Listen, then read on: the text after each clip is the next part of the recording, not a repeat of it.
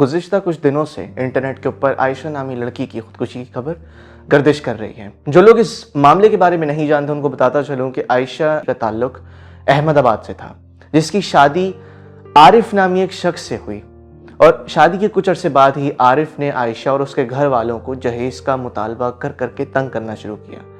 आयशा के घर वालों की तरफ से आरिफ को 1.5 लाख रुपए दिए भी गए, लेकिन कुछ अरसे बाद दोबारा से उसने आयशा को तंग करना शुरू कर दिया, यहां तक कि उसने आयशा को वापस उसके घर भिजवा दिया, जिसके ऊपर आयशा के घर वालों ने अदालत के अंदर आरिफ के ऊपर जहेज का केस डाला। लेकिन इन सब मामलात को मजीद बर्दाश्त करने की हिम्मत आयशा में नहीं थी, जिसके बाद आयशा ने दरिया के अंदर छलांग लगा के अपनी जिंदगी खत्म करने का फैसला कर लिया। खुदकुशी करने से पहले आयशा ने एक वीडियो बनाई जिसके अंदर उसने तमाम चीज़ों का जिक्र किया और फिर अपने माँ बाप को आखिरी बार कॉल की और दरिया में छलांग लगा दी। अब इस तमाम मामलात के अंदर हमें 3 चीज़ें देखने को मिलती हैं। सबसे पहली चीज़ ये कि क्या आयशा ने जो खुदकुशी की क्या उसे करनी चाहिए थी? नहीं, आयशा को खुदकुशी बिल्कुल नहीं करनी चाहिए थी। बेशक आयशा जिस शख्स से मोहब्बत करती थी उस शख्स ने उसे अजियत दी, उससे मोहब्बत नहीं की, लेकिन अगर आयशा को लगता था कि जिस शख्स से वो मोहब्बत करती है वो उससे मोहब्बत नहीं करता और उसके पास अब जीने के लिए कोई वजह नहीं रही, तो कम से कम उसे उन लोगों के लिए जीना चाहिए था जो आयशा से मोहब्बत करते थे। उसके माँ बाप जिसने हर मोड़ के ऊपर आयशा की मदद की, उसका सहारा बने। जब आरिफ ने आयशा को उसके घर से निकाल दिया तब उसके माँ बाप ने उसका साथ दिया, यहां तक कि अदालत के अंदर आयशा के लिए मुकदमा भी कर डाला ताकि आयशा के लिए आवाज बुलंद की जा सके। और फिर जब आयशा खुदकुशी करने से पहले उनको कॉल करके बताती है अपने मामलात के बारे में, तब उसके माँ बाप की आवाज में आयशा के लिए मोहब्बत साफ झलक रही थी। कितना वो परेशान थे, कितना वो आयशा को चाहते थे, कितना वो समझाने की कोशिश कर रहे थे कि जो आयशा करने जा रही है वो ठीक नहीं है। उन्होंने आयशा को काफी तसल्ली देने की कोशिश की, यहां तक फोन पर रोए, गिड़गिड़ाए, लेकिन शायद आयशा को वो सब कुछ नहीं दिखा। वो तमाम प्यार, वो तमाम दुख अपने माँ बाप के नहीं दिखे जो उसके माँ बाप को आयशा के जाने के बाद मिलने थे।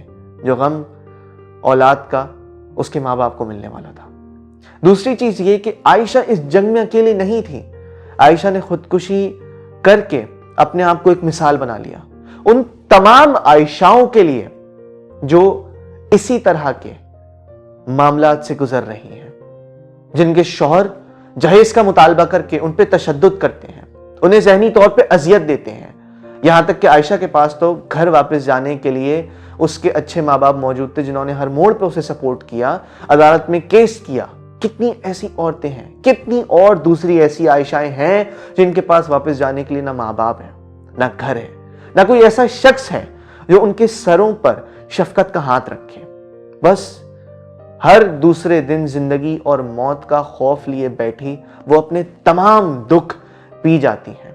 आयशा ने खुदकुशी करके ये बात उन लोगों को बता दी है, उन तमाम औरतों को बता दी है कि अगर तुम पर कोई तशद्दुद कर रहा है, अगर तुम्हें ज़हनी तौर पे कोई अजियत दे रहा है, अगर तुम्हारे साथ कोई ज्यादती कर रहा है और तुम कमजोर हो, तो अपनी आवाज उठाने के बजाय तुम खुदकुशी कर लो।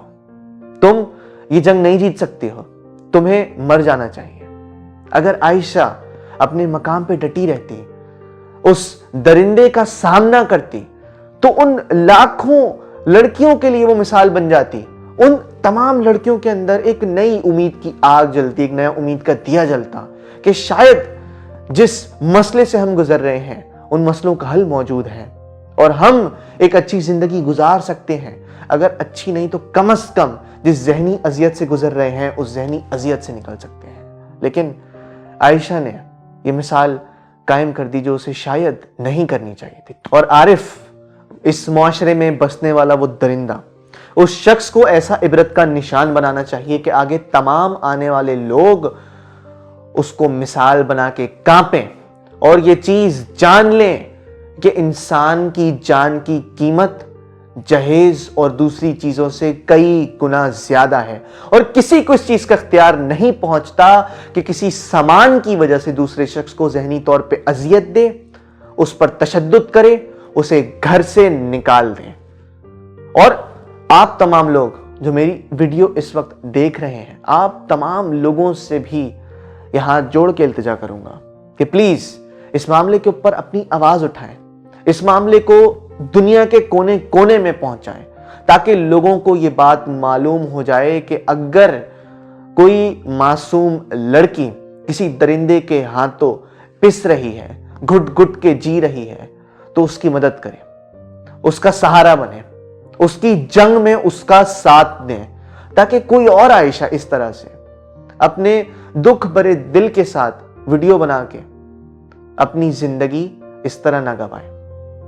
اور اسی امید کے ساتھ کہ جو چیز آج، جو میسج، جو پیغام آج اپنا میں پہنچانا چاہ رہا تھا آپ تک ضرور پہنچا ہوگا۔ اسی کے ساتھ میں آپ لوگوں سے لیتا ہوں اجازت، یہ وعدہ کرتے ہوئے کہ دوبارہ ضرور آؤں گا ایک اور نئی ویڈیو لے کے، ایک نیا پیغام لے کے، جو کسی نہ کسی طرح کسی نہ کسی شخص کی زندگی کو چینج ضرور کرے گا۔ This is Saifullah Sohail signing of.